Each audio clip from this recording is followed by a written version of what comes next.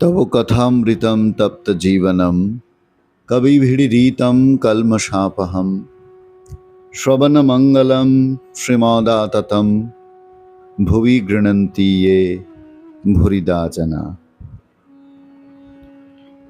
শ্রী শ্রী রামকৃষ্ণ কথামৃত প্রতিদিন প্রতি ঘরে শ্রী শ্রী রামকৃষ্ণ কথামৃত প্রতিদিন প্রতি ঘরে সকাল ৮টায় শ্রী শ্রী রামকৃষ্ণ কথামৃত একসাথে সকলে মিলে আমরা শ্রবণ মনন এবং চিন্তন করব বলে আমাদের এই প্রয়াস শ্রী শ্রী রামকৃষ্ণ কথামৃত পাঠের। শ্রীযুক্ত বিজয় কৃষ্ণ গোস্বামী এবং অন্যান্য ভক্তের প্রতি শ্রী রামকৃষ্ণের উপদেশ এই খণ্ডের আমরা সপ্তম পরিচ্ছেদে রয়েছি। সেখানে আমরা গতদিনে দেখেছি যে ঠাকুর ভক্তি মার্গের কথা বলছেন, ভক্তি পথের কথা বলছেন এবং ভক্তি পথে আমি কেমন করে দাস আমিতে পরিণত হয়, কেমন করে আমাদের যে আমি যে অহংকার যেটিকে শ্রীরামকৃষ্ণ বজ্জাত আমি বলেছেন, যে আমি প্রতি মুহূর্তে আমাকে মনে করায় যে আমি ব্রাহ্মণ না ক্ষত্রিয় না বৈশ্য না শূদ্র, আমি হিন্দু না মুসলমান, আমার উপাধি কি, আমার কত টাকা সঞ্চিত রয়েছে, আমাকে কেমন মান যশ অর্জন করেছি আমি, আমার পদবী কি, আমি কেমন প্রতিষ্ঠিত, আমাকে কত লোক মানে গণে, ইত্যাদি ইত্যাদি।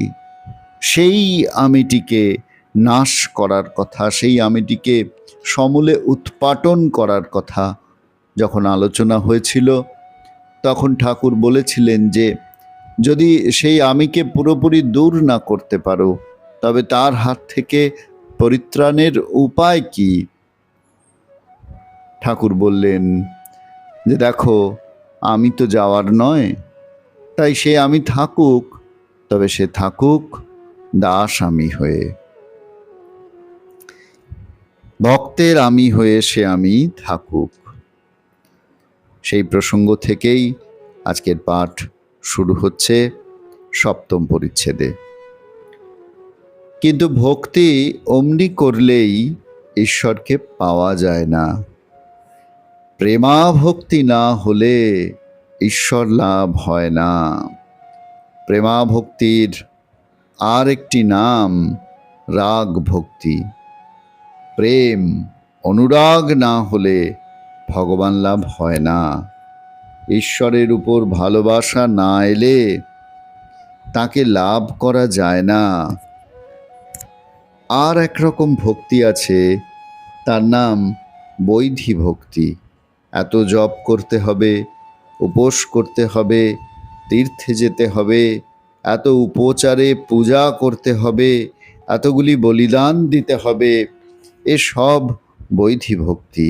এসব অনেক করতে করতে ক্রমে রাগ ভক্তি আসে। কিন্তু রাগ ভক্তি যতক্ষণ না হবে ততক্ষণ ঈশ্বর লাভ হবে না। তার উপর ভালোবাসা চাই। সংসার বুদ্ধি একেবারে চলে যাবে, আর তার উপর 16 আনা মন হবে, তবে তাকে পাবে। কিন্তু কারু কারু রাগ ভক্তি আপনা আপনি হয়, স্বতঃসিদ্ধ। ছেলেবেলা থেকেই আছে, ছেলেবেলা থেকেই ঈশ্বরের জন্য কাঁদে, যেমন প্রহ্লাদ। বিধিবাদীয় ভক্তি যেমন হাওয়া পাবে বলে পাখা করা, হাওয়ার জন্য পাখার দরকার। ঈশ্বরের উপর ভালোবাসা আসবে বলে জপ, তপ, উপবাস। কিন্তু যদি দক্ষিণে হাওয়া আপনি বয়, পাখাখানা লোকে ফেলে দেয়।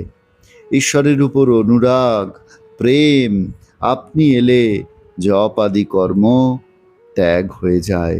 হরি প্রেমে মাতোয়ারা হলে বৈধি কর্ম কে করবে? যতক্ষণ না তার উপর ভালোবাসা জন্মায় ততক্ষণ ভক্তি কাঁচা ভক্তি।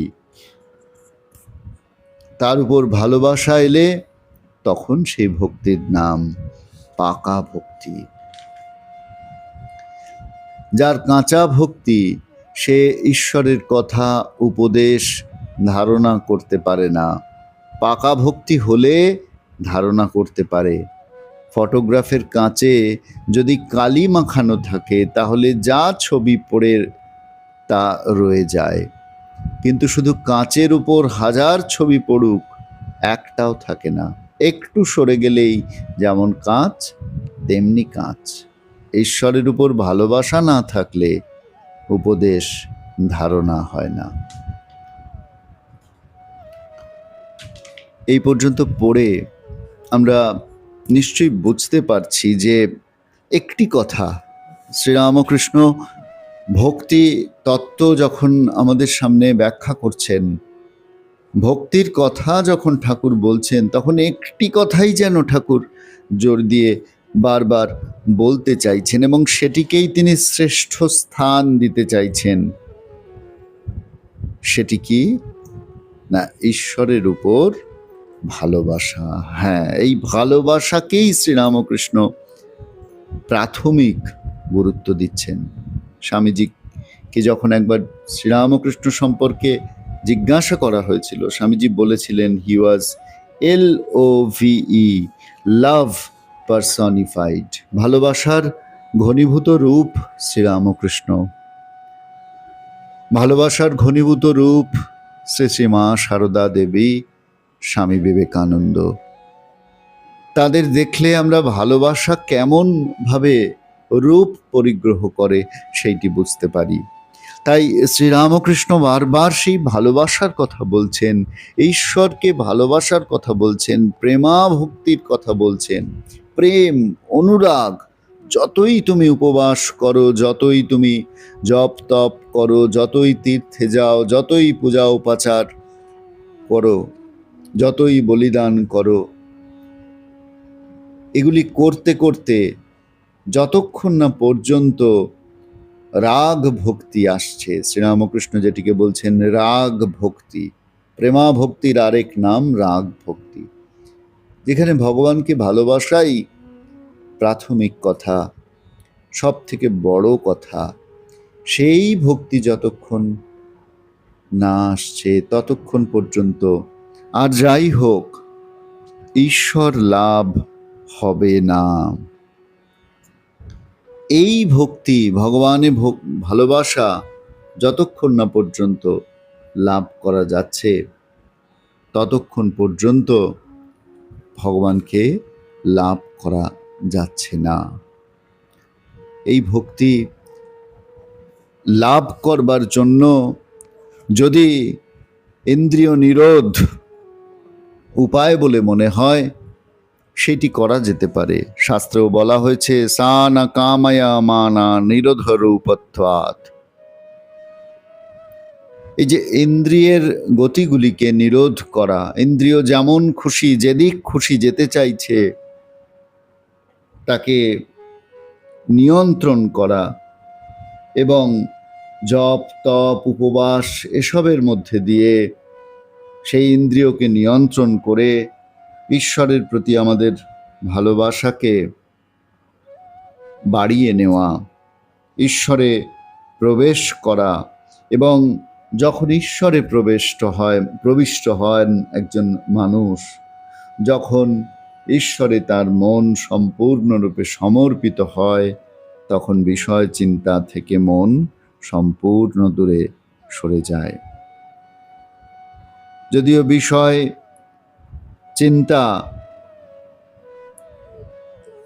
থাকেও, সেগুলি তাতে প্রবেশ করলেও সেগুলি কখনো তার চিত্ত বিক্ষোভ ঘটায় না, শান্ত মনে তার হৃদয়ের অন্তঃস্থলে ভগবানের যে স্থান, সেটি কখনো বিচলিত হয় না।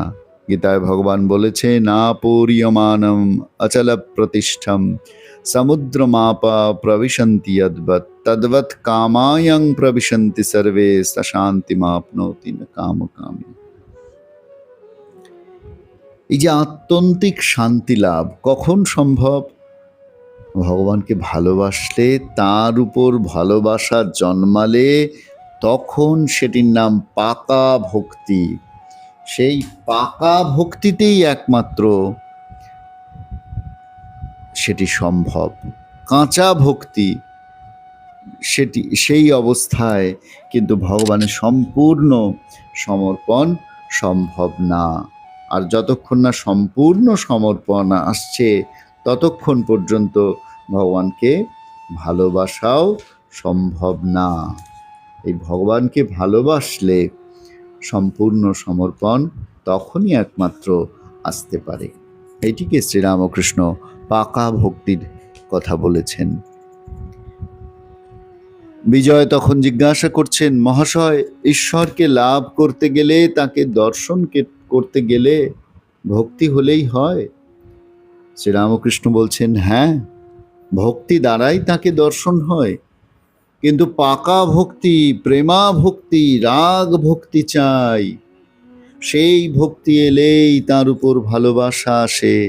যেমন ছেলের মার উপর ভালোবাসা, মার ছেলের উপর ভালোবাসা, স্ত্রীর স্বামীর উপর ভালোবাসা, এ ভালোবাসা, এ রাগ ভক্তি এলে স্ত্রী, পুত্র, আত্মীয়, কুটুম্বের উপর সে মায়ার টান থাকে না, দয়া থাকে। সংসার বিদেশ বোধ হয়, একটি কর্মভূমি মাত্র বোধ হয়।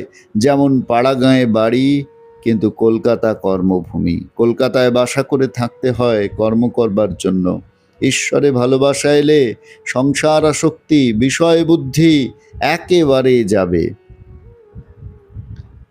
বিষয় বুদ্ধির লেশ মাত্র থাকলে তাকে দর্শন হয় না।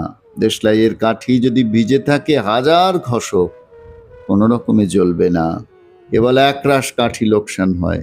বিষয়াসক্ত মন ভিজে দেশলাই। অপূর্ব একটি উপমার সাহায্যে শ্রীরামকৃষ্ণ বোঝাচ্ছেন যে যতক্ষণ পর্যন্ত আমাদের এই মেটেরিয়াল অ্যাটাচমেন্ট, বিষয়ের প্রতি আমাদের আসক্তিকে আমরা দূর না করতে পারছি, যতক্ষণ পর্যন্ত আমরা নিবৃত্ত রাগস্য গৃহম তপবনম, নিবৃত্ত রাগ হতে পারছি, ততক্ষণ পর্যন্ত কিন্তু আমাদের হৃদয় গৃহ তপবন হয়ে উঠবে না।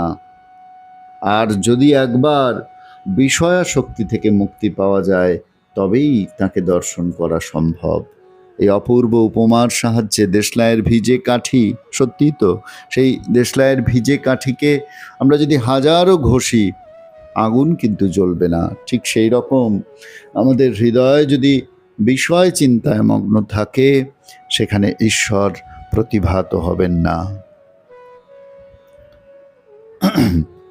শ্রীমতী যখন বললেন, আমি কৃষ্ণময় দেখছি, সখীরা বললে, কই, আমরা তো তাকে দেখতে পাচ্ছি না, তুমি কি প্রলাপ বকছো? শ্রীমতী বললেন, সখী, অনুরাগ অঞ্জন চক্ষে মাখো, তাকে দেখতে পাবে। তারপর বিজয়ের প্রতি শ্রীরামকৃষ্ণ বলছেন, তোমাদের ব্রাহ্ম সমাজেরই গানে আছে, প্রভু বিনে অনুরাগ করে যজ্ঞ যাগ, তোমারই কি যায় জানা। এই অনুরাগ, এই প্রেম, এই পাকা ভক্তি, এই ভালোবাসা যদি একবার হয়, তাহলে সাকার নিরাকার দুই সাক্ষাৎকার হয়। অর্থাৎ আমরা বুঝলাম যে ভগবানের প্রতি ভালোবাসা, অনুরাগ যতক্ষণ পর্যন্ত না আসছে, ততক্ষণ সত্যি সত্যি তার কাছে পৌঁছানো যায় না। ততক্ষণ আমাদের বিষয়াসক্তি পুরোপুরি দূর হবার নয়। তাই ভগবানকেই ডাকতে হয়, ভগবানের কাছেই বারবার প্রার্থনা করতে হয়, ঠাকুরের কাছেই আমাদের বারবার প্রার্থনা যে হে ঠাকুর, কৃপা করে আমাদের বিষয় এবং বিষয়াসক্তি দূর করো। কৃপা করে আমাদের হৃদয়টিকে অনুরাগ রঙে রঞ্জিত করো। তবেই আমরা ঈশ্বরকে আমাদের এই হৃদয় মন্দিরে প্রতিষ্ঠা করতে পারবো। আজকে সারা দিনের সকল কাজের মাঝে এই হোক আমাদের প্রার্থনা। এই বলে আজকের পর্বে আমরা ইতি টানবো। আপনাদের ভালো লাগার কথা, আপনাদের অনুভূতির কথা আপনারা নিশ্চয়ই বন্ধু জানাবেন কমেন্ট সেকশনে। প্রতিদিন প্রতি ঘরে শ্রী শ্রী রামকৃষ্ণ কথামৃত প্রাণানাম বাংলা চ্যানেলে প্রতিদিন সকাল ৮টায়।